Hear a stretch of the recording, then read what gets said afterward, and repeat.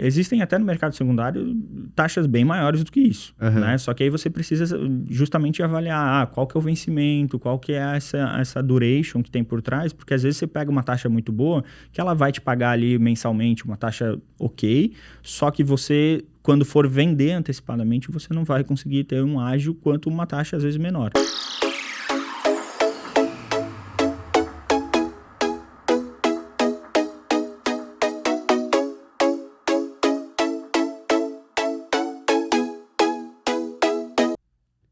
Olá, seja muito bem-vindo, seja muito bem-vinda ao Potencial Empreendedor, o seu canal de negócios. Certamente você já sabe, comente, curta, compartilhe, porque aqui nós trazemos gente séria, pessoas que não são gurus de internet, mas que fazem acontecer de verdade. E hoje eu tenho o maior prazer de anunciar que eu estou recebendo ele, que tem pouco mais de 30 anos e mais de uma década tem ajudado empresários, empreendedores no mercado financeiro. Ele é uma referência para mim e para muitos dos empresários que eu me conecto, porque, afinal de contas, ele ajuda a ter resultado de verdade. E hoje eu tenho o prazer de receber aqui Vitor Galvani. Tudo bem, Vitor? Tudo bem, Renato? Boa tarde, bom dia, boa noite para todos que estão nos ouvindo. É uma honra estar aqui hoje, né? Eu acredito que, de uma certa maneira, eu possa atender e ajudar os futuros empreendedores a seguir um caminho, né? E do certo e do errado, o que dá para fazer e o que não dá para fazer, principalmente na carreira financeira, né? Legal. Mas, Vitor, vamos entender uma coisa, cara, porque é muito importante para quem está nos assistindo entender quem é o Vitor de fato, como você chegou até aqui, a carreira, porque, afinal de contas, teve um preço que você teve que pagar para você se tornar o assessor de investimentos que hoje você é, reconhecido por muitos empresários. Eu sei que você ajuda também pessoa física, mas como nós estamos juntos aí em grupos de empreendedores, eu sei que você tem ajudado muitos empresários a diversificar. Mas como é que foi essa sacada de que você deveria ir para esse caminho? O que te fez? Conta um pouquinho da sua origem aí para que possamos te conhecer melhor. Claro. Bom, eu sou catarinense, né? Eu sou natural da Serra, de Lages, e mandar um abraço para todos os lagianos. E acredito que a minha carreira ela deu um start durante a faculdade, né? Na faculdade eu já comecei a desbravar muito os setores, né, que mais se destacavam, desde a parte principalmente da economia, né? E comecei ali a já traçar onde eu queria chegar, né? Ainda durante a faculdade eu tive alguns estágios, cheguei a passar pela indústria farmacêutica, né, um curto período, uma grande empresa, e como eu sou formado em relações internacionais, a minha ideia sempre foi trabalhar numa multinacional, né? Então, a partir disso, eu comecei a me desenvolver mais na parte da economia, na parte de certificações bancárias, principalmente, e acabei conseguindo entrar num estágio, né? Há 10 anos atrás, no HSBC, nosso saudoso banco HSBC, que hoje não existe mais no Brasil, né? Foi vendido. E foi lá que eu comecei, de fato, a vivenciar esse mundo bancário, né? Então, foi uma grande escola, foram 2 anos de estágio, depois o HSBC acabou sendo comprado pelo Bradesco, né? E nessa virada de chave, eu já comecei a trabalhar daí como gerente e dentro do mundo corporativo, do mundo PJ, né? E o que para mim foi uma grande faculdade, literalmente, no seguinte, no âmbito mais administrativo, de entender o dia a dia da empresa, né? Entender o que é um capital de giro, um empréstimo, a diferença, por que o leasing é melhor, por que o capital de giro é melhor, entender do balanço, né, das empresas, entender o que é uma DRE. Então, tudo isso são coisas que a gente até veio rapidamente na faculdade, mas a gente não acaba botando em prática, né? E para você, por exemplo, fazer uma liberação de crédito para uma grande empresa, você precisa defender uma tese, vamos dizer assim, perante a área de crédito do banco, dizendo que aquela empresa é uma empresa muito boa, que o setor dela está deslanchando, né? Ela tem bons números. Então, toda a defesa de crédito era uma tese, era literalmente uma briga, né? Porque você tá do lado do seu cliente e você sempre quer o melhor para ele, obviamente, e fazer o negócio rodar, né? Então, você, ainda assim, não era simplesmente só achar o cliente que queria e que precisava. Você tinha que brigar com o banco para comprovar e mostrar que aquilo era bom para ele, né?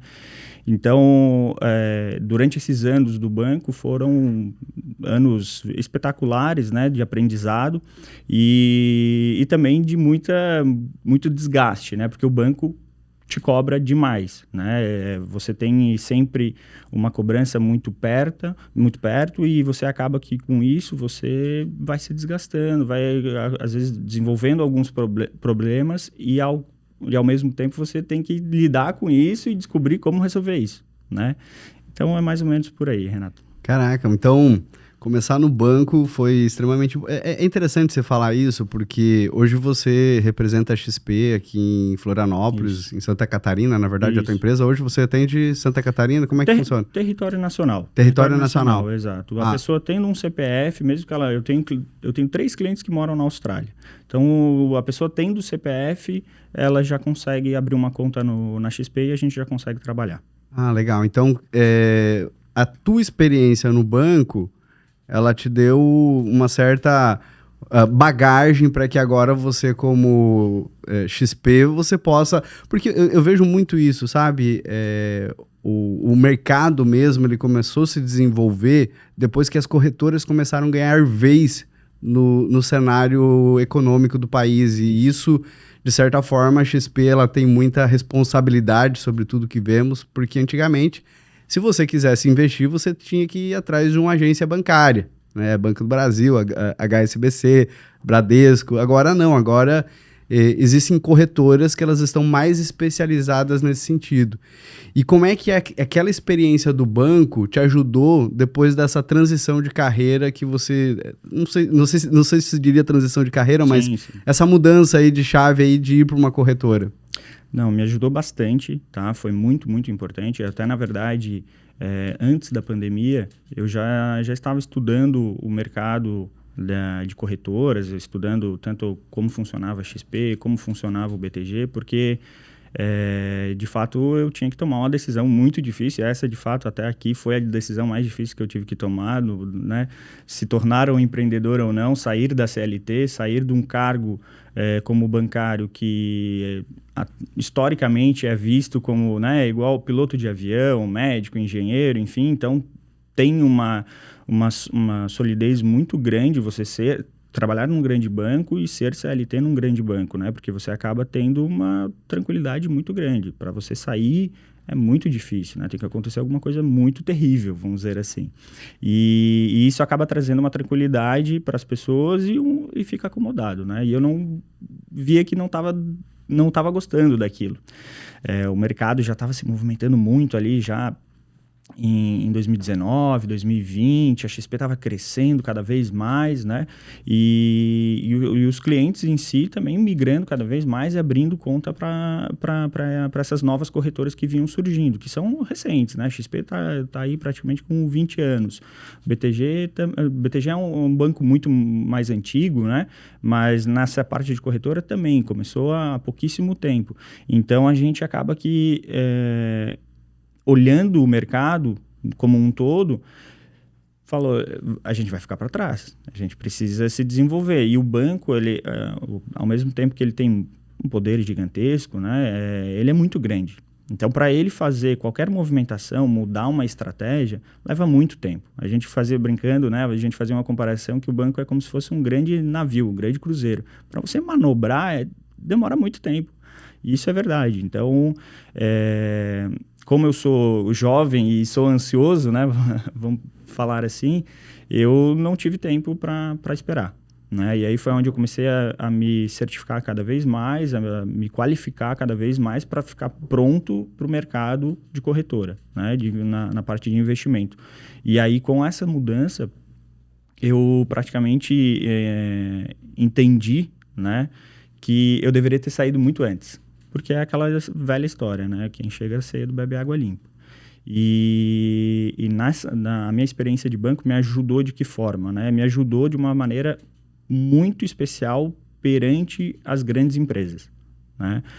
Desde a parte da roupagem em si, o que falar, o que perguntar para o cliente é muito importante, né? Porque basicamente você chega na mesa do cliente, você vai fazer 1, 2, 3 perguntas e o cliente vai falar, não é o contrário, não é você que tem que chegar ali e ficar, né, abrindo uma matraca e falando sem parar, não é por aí. Você tem que descobrir o que o cliente está passando, o que ele está precisando, e aí, a partir disso, você ter os insights. Não precisa chegar já numa primeira reunião e falar tudo o que você tem. Né? Às vezes é difícil, você quer falar, eu tenho isso, eu tenho aquilo, isso eu posso te ajudar, isso funciona assim, mas você precisa ter calma, paciência. Eu tenho inúmeros cases de clientes que levaram 8, 9, 10 meses, até mais de um ano, para de fato virar cliente e abrir conta e começar a trabalhar comigo. Né? E eu tenho essa paciência muito grande ao meu lado, muitas pessoas, muitos gestores até às vezes questionam isso, né? Porque o mercado não tem calma, né? A gente precisa agir rápido. E eu trabalho sempre dessa forma porque o meu pensamento é o longo prazo. Eu quero o cliente ao meu lado, eu quero o cliente para sempre comigo e que ele me faça indicações, que eu seja uma referência no mercado para ele. E, de fato, hoje, se você pegar meus clientes, olha, 99,9% falam isso sobre a questão de para onde o Vitor for, eu vou junto, porque o Vitor isso, o Vitor aquilo, vi uma propaganda sobre um novo produto, alguma coisa, fala com o Vitor antes. Então, isso, para mim, é muito importante. E essa bagagem, desde essa parte do colocar o cliente no colo, né, e tratar ele da maneira que deve ser tratado, eu comecei aprendendo lá no HSBC, no Bradesco, passei ao lado de grandes pessoas, de grandes exemplos de gerentes, vamos dizer assim, e que me incentivaram cada vez mais. Houve ali no meio tempo essa mudança de, né, sair de banco, virar empreendedor, virar agente autônomo, né, como a gente fala, mas que foi uma mudança estratégica pelo momento do mercado. Simples assim. E essa experiência do banco me ajudou com isso. Desde a parte de conhecimento, a parte técnica. E eu tive vamos dizer assim, uma grande sorte, que foi, lá no banco, eu trabalhava no setor de PJ, né, no setor corporativo. A XP não tinha uma expertise tão grande, né, até pouco tempo atrás, nesse lado PJ. Quase sempre a XP foi pessoa física e ações. Né, renda variável, tratar sobre isso. Né? Uhum. E o lado corporativo, muitos dos escritórios, até hoje ainda não tem alguém que entende do dia a dia da empresa, do fluxo de caixa, o que precisa, como é que faz um financiamento, isso e aquilo. Então, essa bagagem para mim que foi totalmente diferente. Mas, de novo, quando eu cheguei na XP, né, não só a XP, né, quando eu cheguei nesse mercado, eu pensei, eu deveria ter vindo muito antes. Né? Mas é aquela questão, a gente fica pensando. Eu tive ainda a grande dificuldade que em 2020, quando startou ali, de fato, a pandemia, que a pandemia para nós começou em março, né? Quando começou a pandemia, eu já estava me movimentando para ir para uma corretora, né? Para ir para a XP, e com a pandemia eu fiquei mais um ano parado. Eu falei, não vou sair, eu vou agora me beneficiar do momento de ser CLT, de ter todas as condições, né? Graças a Deus o banco teve um grande movimento de conter os clientes, mandar todo mundo para casa, trabalhar de home office, né? Isso todo mundo já sabe como foi, e isso acabou me salvando. Imagine, se eu tivesse ido ainda em 2019, em 2020 para esse ambiente, né, de agente autônomo, eu poderia ter sofrido muito mais. Né? Então, acaba que eu tive sorte aí também, conto sempre com Deus, né? E acredito que foi isso. É interessante porque a maioria das pessoas que procuram crédito vão no banco. Agora, quando você quer rentabilizar, você precisa buscar uma corretora, porque ali você vai ter toda essa assessoria, como você mencionou. Poxa, esse cuidado que você tem, essa tranquilidade de dizer, olha, vamos pensar quais são os seus objetivos, para onde você quer chegar. Não é abrir uma mala cheia de oportunidades sem você primeiro entender para onde o cara está indo. Às vezes o cara quer um retorno rápido, às vezes o cara quer um retorno a longo prazo, às vezes ele quer deixar algo para os filhos, que é muito mais longo prazo ainda. Então, entender para onde ele vai é extremamente importante. Eu acho isso essencial no seu trabalho, porque a gente já se conhece já há algum tempo e eu vejo o quanto você tem se tornado referência para essas pessoas justamente pelo teu cuidado. Eu mesmo já tomei muitas decisões ousadas no mercado aí de criptomoedas, de NFT e rentabilidades, às vezes que fugia do comum, e ali no final das contas não trouxe o resultado que eu esperava, muito pelo contrário, perdi dinheiro, né? Fui enganado, né? Acontece com muitas pessoas que o quê? Que tem uma visão a curto prazo, sem tomar os devidos cuidados, sem estar linkados com pessoas sérias, pessoas que têm responsabilidade, porque às vezes você olha assim, poxa, um CDB vai me dar 1% ao mês, por exemplo, enquanto um NFT vai me dar 5%, 10%. Aí a pessoa, opa, peraí, vou colocar ali, vou ver o que vai dar. Só que não é assim que funciona, né? Esse é o cuidado que a gente precisa ter, porque tudo que é demais não tem base sólida. Né? E até falando sobre isso, hoje com o cenário econômico do nosso país, hoje a gente vem de uma Selic moderada, digamos assim, comparado com o passado, mas alta, comparado com o passado um pouco mais recente. O que você acha assim, que está acontecendo para o investidor? É uma oportunidade que se abre para aquele que é mais conservador ou é um problema para quem é mais ousado? O que você sente de tudo isso? Bom, um princípio muito básico que a gente passa a tentar explicar para os clientes e trazer para os clientes que é assim, o mercado em si, a nossa economia em si, ela é formada por ciclos, sempre, né? Onde a gente precisa sempre estar seguindo a taxa de juros básicas, porque é ela que vai determinar como que o mercado vai andar, né? Até ontem, já trazendo uma atualidade, a nossa Selic caiu para 11,25, né?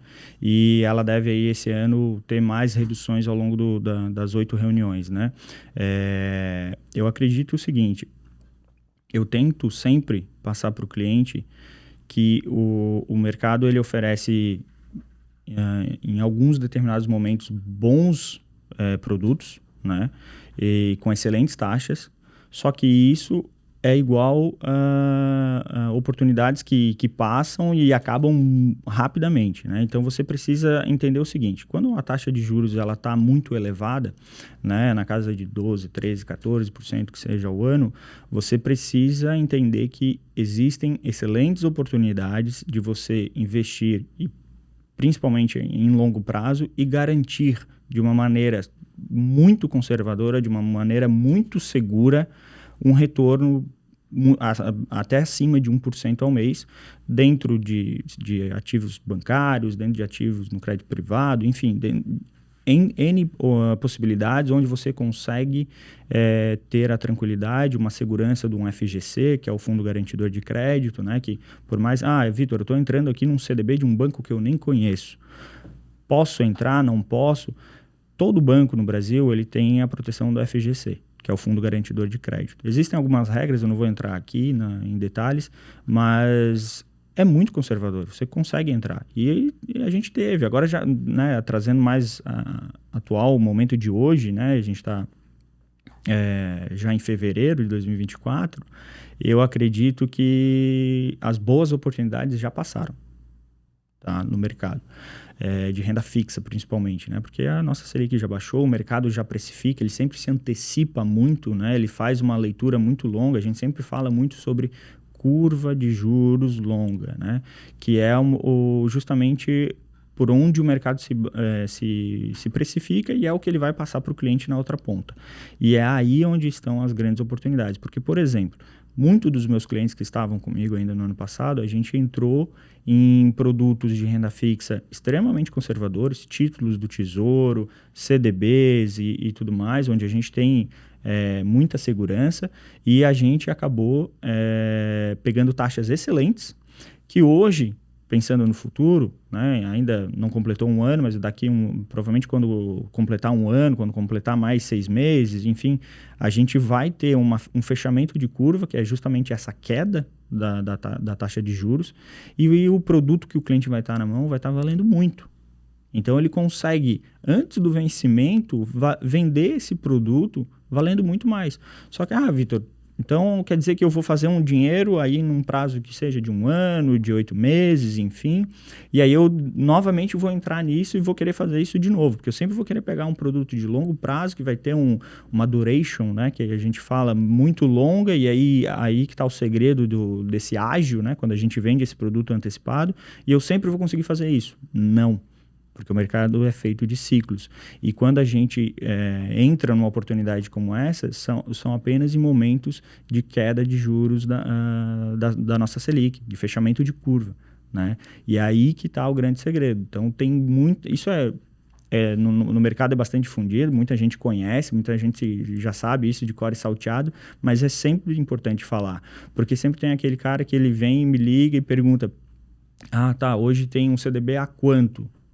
Mas o CDI está pagando só isso?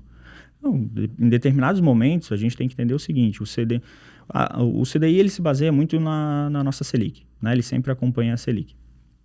E, para quem não sabe, CDI, Certificado de Depósito Interbancário. Então, ele é a taxa que os bancos cobram entre si, porque os bancos ficam diariamente emprestando dinheiro um para o outro, e eles precisam ter uma taxa um pouco mais barata do que a do governo, né? Então, por isso que ele sempre segue um pouquinho abaixo. Então, hoje a Selic está em 11,25, o CDI vai estar ali na casa de 11,10, 11,15, por aí, né? Então, a gente parte do princípio do seguinte: o ano passado, quando a nossa Selic estava na casa de 12, 13, a gente tinha um CDI pagando praticamente 1% ao mês. O Selic, o investimento que pagava 100% do CDI, né? Uhum. Daqui, provavelmente 6 meses, 7 meses, quando a Selic estiver bem abaixo ainda, esse mesmo produto 100% do CDI vai estar pagando 0,6, 0,7 ao mês. E aí o cliente vai começar a reclamar, né? Então, é muito importante sempre deixar bem claro, em pratos limpos, para o cliente, os momentos do mercado. Porque ele está procurando lá um CDB que paga 130%, 200% do CDI, tem uns promocionais que às vezes pagam isso, né? E fala assim: nossa, agora eu vou acertar na Mega Sena.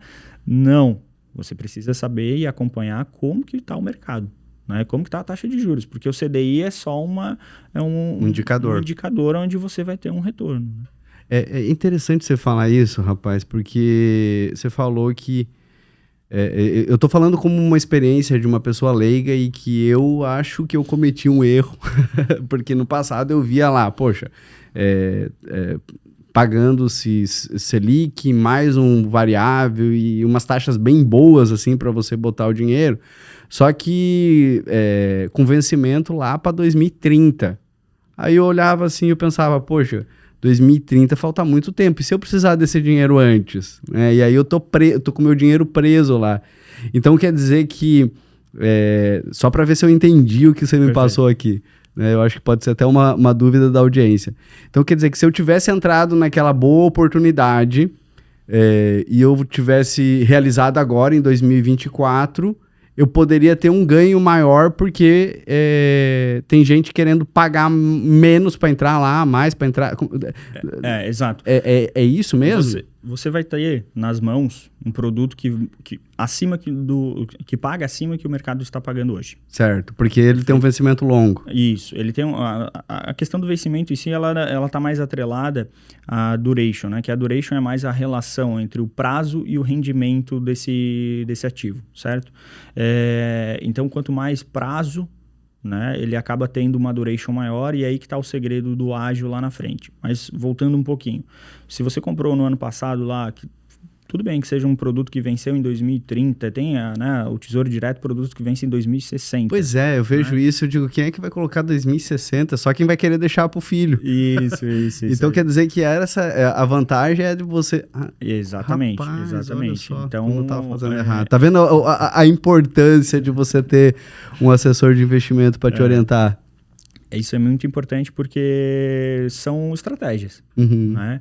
Nada me adianta eu entrar lá na época que a Selic estava a 2%, entrar num produto desse, numa 2060, que estava lá pagando, vamos supor, uma taxa de IPCA mais 1, IPCA mais 2, né? Normalmente eles têm produtos atrelados à inflação. Uhum. A inflação, eu sempre recomendo esses produtos para aqueles clientes mais conservadores ainda, pelo fato que nós, historicamente, no Brasil, temos um índice de inflacionário gigantesco. Se você olhar nos últimos 20 anos, a média da inflação é muito grande. Então, se você vai trabalhar com algo que você, por mais que ele seja longo, mas você não vai ficar até o final, você vai ficar ali no máximo 2 anos com esse produto na mão, você precisa antecipar o governo, vamos dizer assim, você precisa se proteger, independente se é um governo bom, ruim, independente disso. Pode acontecer alguma coisa, como chegou a acontecer com uma pandemia, onde a gente estava ali tranquilo, vamos dizer assim, e do nada a inflação aumentou, né? Tudo começou a piorar bastante. Então, por isso que eu sempre indico mais o IPCA, né? É uma taxa híbrida, né? Que ela paga IPCA, a inflação, mais um pré-fixado. E aí, se você entrou lá na época que a Selic estava a 2%, você pegou lá um IPCA mais 1%, mais 2%, certo? O mercado hoje está oferecendo aí na casa de IPCA mais 5, IPCA, às vezes até você encontra IPCA mais 6.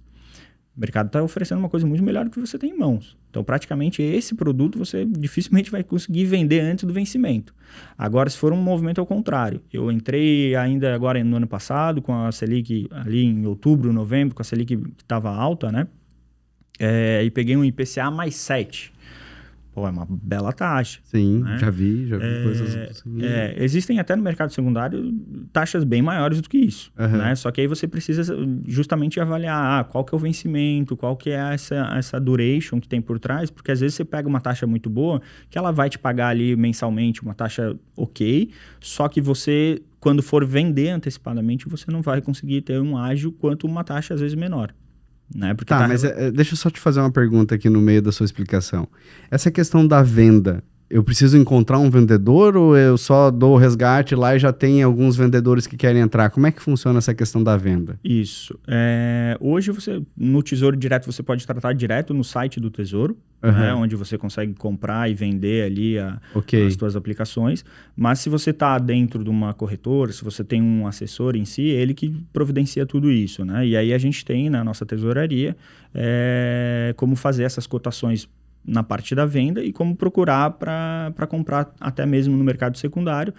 Vitor, eu não quero fazer essa estratégia, eu quero só uma taxa muito alta porque eu vou ficar ali no máximo 2 anos. Ok, a gente vai lá e procura uma taxa mais alta de acordo com o perfil dele, né? Se é um ativo com um pouco mais de risco ou não, se é um tesouro ou se é um crédito privado, que daí vai ter um risco um pouco maior, mas vai encontrar taxas muito boas no mercado secundário. E aí, normalmente só assessores de investimento, só pessoal que trabalha no setor financeiro que vai conseguir encontrar esses produtos, né?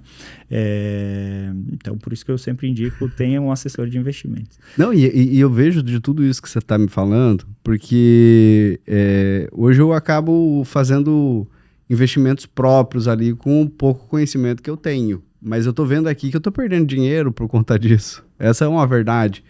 Agora tem um ponto que você falou ali com relação à economia e Selic e tal. O que eu entendo? E aí você me corrija se eu estiver enganado. Mas quando o mercado tá com uma Selic baixa, o que vai acontecer? Vai acelerar o mercado de capitais. Porque o mercado de capitais também, né? Empresas precisam de crédito. Perfeito. Para que possam acelerar o seu desenvolvimento. Então, baixou a Selic, as empresas que estão no mercado, elas vão poder comprar dinheiro com custo menor e por isso elas vão poder acelerar o seu crescimento. Então, quer dizer que as ações elas começam a ter uma alavancagem, porque as empresas elas estão crescendo, teoricamente, né? Se for num bom investimento que vai ser feito no negócio.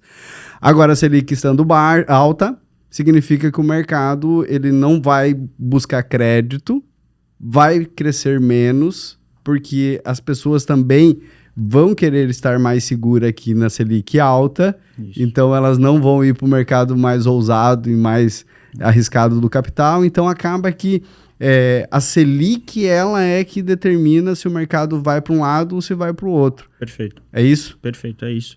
A gente costuma dizer que aquele cliente com perfil extremamente conservador, ele só fica feliz em ciclos de alta de Selic. Porque ele vai encontrar produtos bons, produtos que pagam uma boa taxa e ele vai conseguir perpetuar, né? Por exemplo, eu vou entrar num CDB de 10 anos, às vezes pode ser até prefixado ou atrelado a algum outro índice, que me paga 15% no ano. Pô, um FGC, um emissor bancário, papel excelente. A única questão é que ele é um papel longo, né? E acaba que dependendo, mais um ponto importante, né? Dependendo muito o tipo do ativo, o tipo do investimento, você não consegue fazer essa venda no mercado secundário, porque ele não tem liquidez. Então, mais um ponto importante para você ter um acompanhamento com um especialista que tenha acesso à plataforma para ver se esse produto lá na frente pode ser vendido antes do vencimento. Isso é muito importante, porque às vezes você entra com esse pensamento do que eu acabei de falar aqui, eu estou pegando uma boa taxa, a Selic está alta, vou me dar super bem, porque a projeção do Banco Central, né, a nossa querida Copom, que sempre faz as projeções, está indicando que a Selic vai reduzir cada vez mais, e então em um determinado momento do futuro curto, né, vamos dizer assim, eu já vou conseguir vender esse produto que eu tenho na minha mão de 8 anos. Não é só isso. Você precisa saber se esse produto ele tem liquidez. Liquidez é a questão da facilidade que você vai vender esse produto. Né? Igual, vamos dizer, o mercado de automóveis. Tem carro que vende igual água, né? Vende muito rápido, e tem carro que você não consegue vender com uma certa facilidade. Ou seja, tem carro que vende bem e tem Peugeot. Tem. Brincadeiras à parte, eu já tive Peugeot, não é tão ruim assim, gente. É famoso. Mas é bem isso. Então, esse movimento de altas, esse movimento de ciclos do mercado são exatamente o momento exato que o cliente consegue, o cliente que tem um bom assessor, o cliente que tem um bom acompanhamento, consegue ver as melhores oportunidades. E dinheiro faz muito dinheiro. Então, você precisa entender e ter um conhecimento mínimo possível. Mas Vitor, eu não tenho tempo. Por isso que existe o assessor de investimento. Então, por mais que você goste de mexer e tudo mais, o assessor que faz um trabalho correto, ele vai te trabalhar de uma maneira muito humilde com você, muito aberta com você, trazendo aqui, as oportunidades do momento são essas, de acordo com o seu perfil, e a gente tem essa e essa estratégia. Vamos fazer o quê? Vamos tomar uma decisão juntos. Né? Então, isso é muito importante, porque às vezes você, por mais que você entenda, você tenha conhecimento no mercado, você acaba fazendo tomadas de decisões sem pensar de uma maneira global, e aí é onde acaba às vezes tendo uma certa frustração. Ô Vitor, mas deixa eu te perguntar, acho que essa pergunta para quem está começando é uma pergunta que deve estar em voga aí. Poxa, mas qual que é o momento de eu procurar um assessor? Porque afinal de contas, eu estou começando o meu negócio, ainda não está sobrando dinheiro, ou não está sobrando muito, né? Estou investindo aqui no meu negócio. Então, assim, qual é o valor ideal? Porque tem todo um custo de logística para você. Você tem... a sua hora tem um custo, né? Hoje, Vitor Hugo, qual é o valor que faria sentido você ter como cliente uma pessoa que quer investir? Perfeito.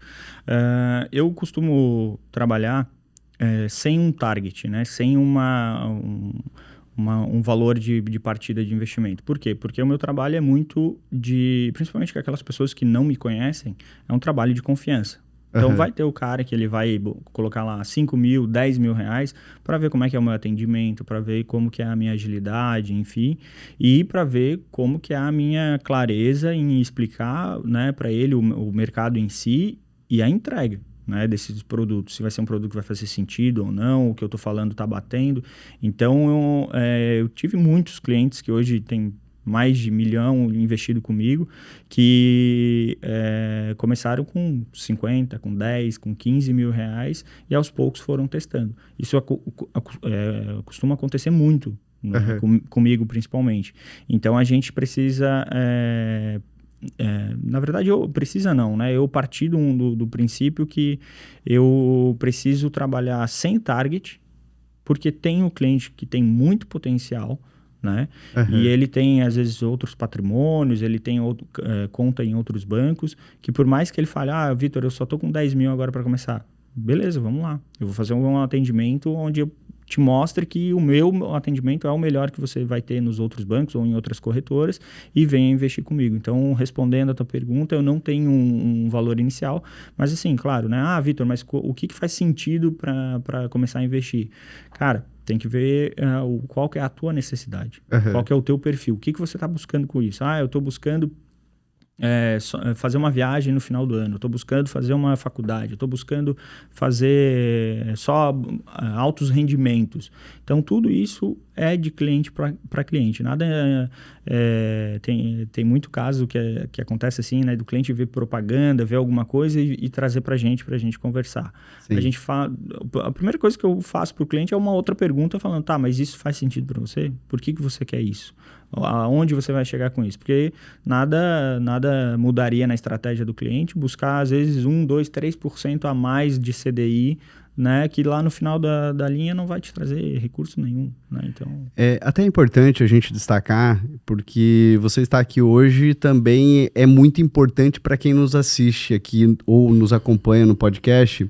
O que acontece? Você está construindo um negócio e existe uma regra no livro O Homem Mais Rico da Babilônia que ele fala dos 10%. Ou seja, tudo que você fatura ou tudo que sobra, aí você vai definir o que faz mais sentido, você precisa separar 10% desse valor para quê? Para você poupar para os momentos de adversidade ou até mesmo para você daqui um pouco poder acelerar o seu crescimento. Então você imagina, você vai guardando 10% todos os meses, vai chegar um ponto que você vai dizer, opa, agora eu quero acelerar a minha empresa, eu quero investir numa área que vai requerer um recurso maior. E você vai ter esse montante guardado. E quando você tem uma boa assessoria, quando você tem alguém que te auxilia nessa tratativa desse valor que você está poupando, você vai ter um dinheiro muito maior. Então, por isso que você que é empreendedor, você precisa não somente investir no seu negócio, você precisa também pensar em diversificar, em trazer outras oportunidades com pelo menos 10% daquilo que está gerando no seu negócio. Por mais pequeno que seja o seu negócio, por mais iniciante que você esteja, isso vai fazer sentido ao longo prazo.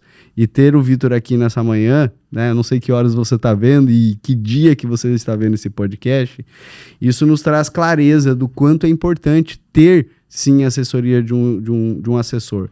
Agora me diga uma coisa, Vitor, olhando assim para um empreendedor que está começando, já que entramos nesse assunto, o que você direciona com relação aos primeiros passos no negócio, olhando para o investimento que ele vai ter que fazer, porque a diversificação é importante? O que você aconselharia uma pessoa que está começando?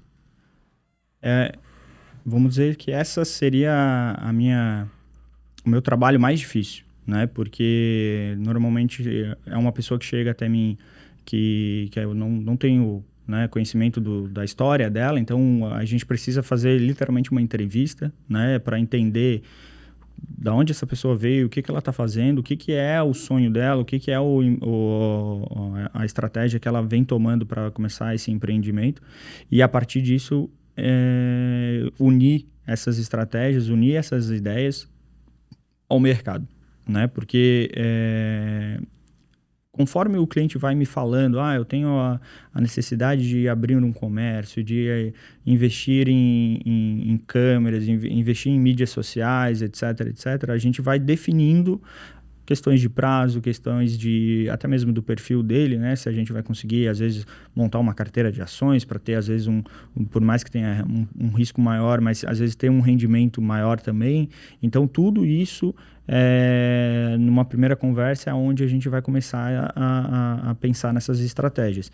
E dicas que eu posso dar, claro, essa questão que você comentou sobre o livro, dos 10%, é uma coisa que funciona muito certo, né? Existem inúmeras estratégias, desde do porquinho lá que você vai guardando todas as moedinhas, você consegue descobrir inúmeras formas de poupar, né? Mudando os seus hábitos, mudando, né? Às vezes deixar de comer uma pizza no final de semana, fazer alguma estratégia onde você vai começar a ir poupando e desta forma com o auxílio de um assessor, a gente vai abrindo caminhos para alcançar o que ele precisa. Sempre juntos, sempre atuando de maneira integrada, né?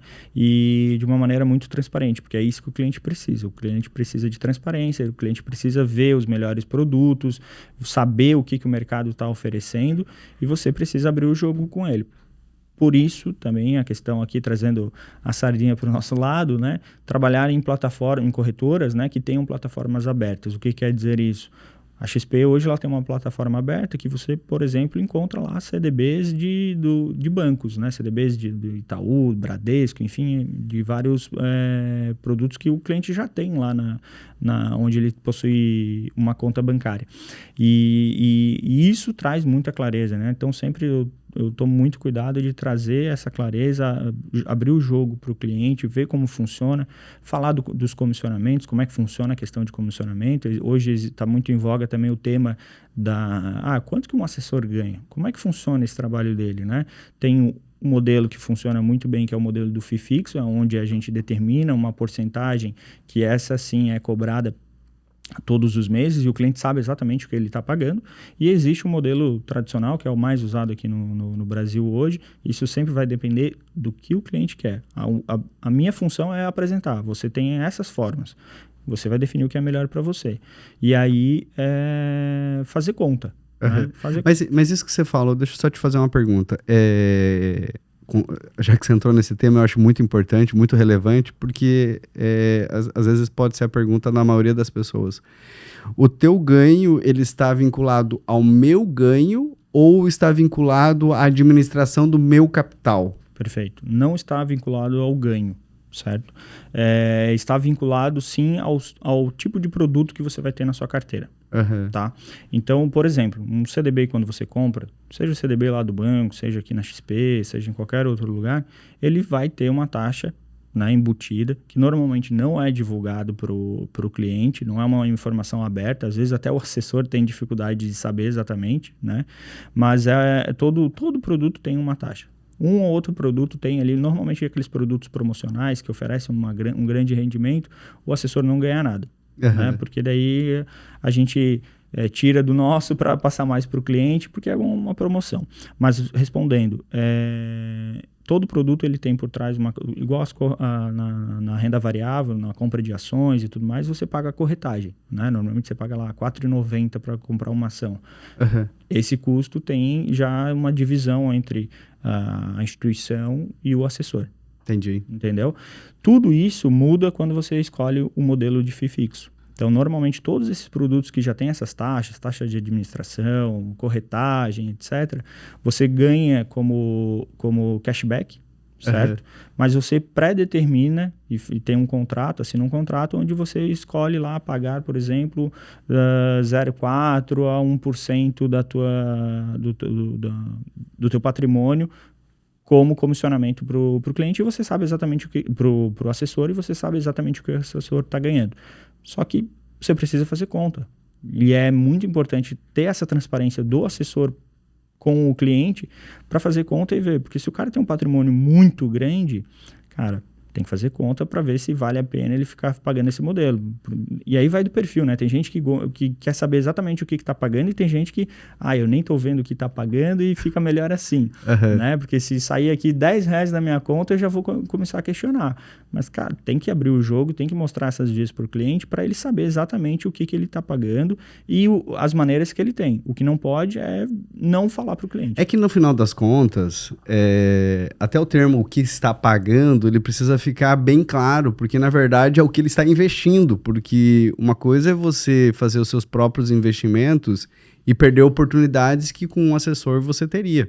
Exato. Então, da mesma forma que eu sempre coloco com relação ao nosso trabalho, né? Porque você não é obrigado a ter um contador, mas já chegou no meu escritório pessoas que estavam trabalhando como autônomos, pagando um imposto que era muito maior do que com uma análise tributária poderia estar pagando muito menos, pagaria o contador e ainda sobrava dinheiro. Então, esse é o ponto, é você entender que você vai ter um especialista que entende do seu negócio e que vai te trazer soluções que vão fazer você pagar menos impostos, ter mais recursos, mais rentabilidade e o próprio resultado paga esse profissional. E na assessoria de investimentos não é diferente, né? Essa diferença é importante. Essa situação precisa ficar clara. Poxa, caramba, você vai ter um cara, uma pessoa que vai estar ali olhando para a sua estratégia financeira, te ajudando com as melhores oportunidades, trazendo soluções para você. Então, certamente não é uma despesa, não é um custo, e sim um investimento. Eu vejo dessa forma e, cara, eu estou muito feliz de te receber aqui nessa manhã, estou muito feliz de poder compartilhar com a minha audiência um pouco mais da importância de se ter um assessor de investimento e a sua história, que certamente nos inspira muito, até porque antigamente você tinha 3, até você falou do banco ali, mas ou você era um médico, ou você era um advogado ou um bancário. Isso traria muito orgulho para o seu pai, se você seguisse uma das 3 profissões. E certamente ainda é muito bem vista a profissão de bancário, mas você tomar uma decisão de não, eu vou sair desse status do bancário para me tornar um empreendedor e ajudar de forma muito mais ativa as pessoas que eu atendo. Isso, sem sombra de dúvidas, foi uma chave muito importante de ouvirmos você ao longo da nossa conversa aqui. Agora eu queria, assim, a gente já se encaminhando para o final, o que você poderia deixar como algo bem objetivo para quem está nos assistindo, nos ouvindo, como eles podem alavancar a sua vida financeira através de oportunidades aí que nós vamos ver nos próximos meses ou anos aqui no Brasil? Ou fora, inclusive. Eu acredito que, antes de entrar nesse tema, só agradecer mais uma vez aqui o espaço e o teu tempo, Renato. Gostei bastante da oportunidade, e o recado principal que eu quero passar aqui é justamente isso que você comentou, né? Tenha um especialista ao seu lado. Converse com ele, abra o jogo. Você não vai estar sendo enganado se você abrir o jogo e você estar conversando com alguém que você confia. Você precisa confiar nessa pessoa, né? Mas eu tenho 3, 4 assessores de lugares diferentes. Ok, mas tenha um contato próximo com ele, converse, tire suas dúvidas, porque é aí onde você vai... Às vezes, o primeiro assessor que você tem, o segundo assessor que você tem, não vai bater o santo, né? Mas tenha essa experiência, procure, e você vai ver que vai fazer a diferença total. Legal. Mas, respondendo a tua pergunta, eu acredito que se a gente passar aí, tirando a questão atual de governo, de judiciário, que a gente está passando por uma tensão muito grande, né? Uma escalada de tensão muito grande, e não só no Brasil, mas no mundo, né? Eu diria que, primeiro, a questão olhar, né, com bons olhos e abrir bem os olhos para a questão de criptomoedas, principalmente a questão do Bitcoin, que está aí, tem muita gente... a questão só da aprovação dos ETFs lá nos Estados Unidos pela SEC, né, que é a nossa CVM, isso já é uma aprovação de que o futuro tá ali. Então comece a olhar com mais cuidado para esse tema. É muito importante. A outra questão daí seria ter cuidado agora com os investimentos, principalmente, não estou falando do governo aqui em si, mas sim da questão do que o mercado está fazendo. O mercado está dizendo e está fazendo uma redução da taxa Selic. Então, se ele está fazendo isso, consequentemente, o dinheiro vai ficar mais barato, as pessoas vão começar a consumir mais, vão financiar mais e vai aumentar a demanda. E, consequentemente, vai aumentar a inflação. Isso é fato, isso sempre aconteceu e sempre vai acontecer dessa forma. Então, se eu posso deixar uma dica aqui para o pessoal, tenha bons olhos e procure investimentos atrelados à inflação. IPCA mais alguma coisa, enfim. Esse é o tipo de investimento mais conservador, eu diria, para um bom brasileiro, né? Porque você vai estar se protegendo da inflação se ela disparar, né? E você vai estar conseguindo acompanhar de uma maneira mais próxima o mercado. Muito bom, muito bom. Minha gente, hoje nós aprendemos muito sobre o mercado financeiro com um empreendedor, uma pessoa que tem ajudado muitos outros empreendedores e que certamente, com as dicas valiosas dele, nós vamos avançar muito mais com os nossos resultados. Foi uma grande honra ter você até aqui. Antes de encerrar, eu gostaria de te convidar a curtir, compartilhar né, seguir as nossas redes sociais, o nosso YouTube, o nosso podcast dentro do Spotify, da Apple, enfim. Você é o nosso convidado especial sempre e te vejo na próxima oportunidade, no próximo podcast que teremos aqui. Um abraço. Valeu, Vitor. Valeu, um abraço. Até mais.